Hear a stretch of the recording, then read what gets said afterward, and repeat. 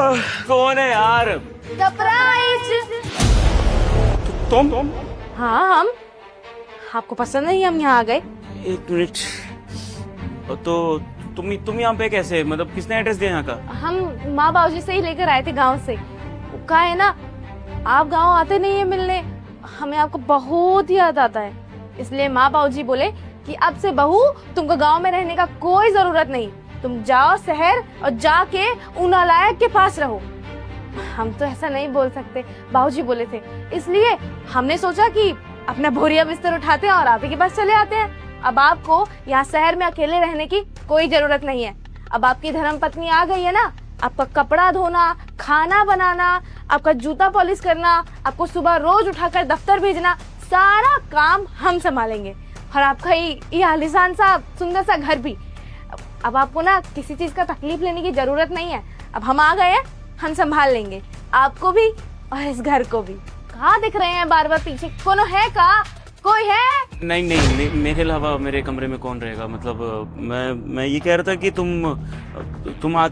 मतलब आई हो तो मुझे बता देती ना, मैं तुम्हें लेने आ जाता रेलवे स्टेशन। और इमरजेंसी के लिए दिया था मैंने घर पे एड्रेस, तुम्हें क्यों दिया?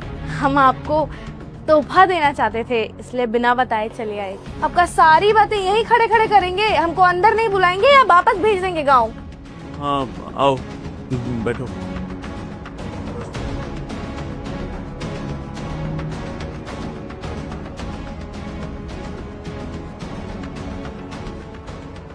अरे वाह, क्या सोफा है, कहाँ आलीशान मकान है। हमें तो पता ही नहीं था कि हमारे पति इतने सुंदर मकान में रहते हैं। हम कहाँ लिपाई पुताई वाले मकान में रहते हैं, और यहाँ तो ठंडा करने वाला मशीन भी है। अच्छा ठंडक है, मजा आ रहा है। अब कब जाओगे तुम? अरे हम जाएंगे कहाँ?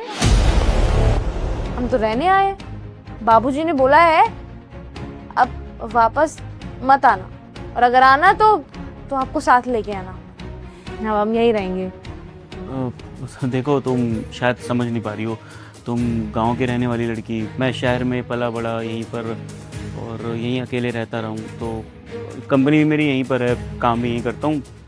अगर हम दोनों साथ में रहेंगे तो मतलब समझ नहीं पाएंगे एक दूसरे को ना, क्योंकि तुम्हारा लाइफस्टाइल अलग है, मेरा अलग।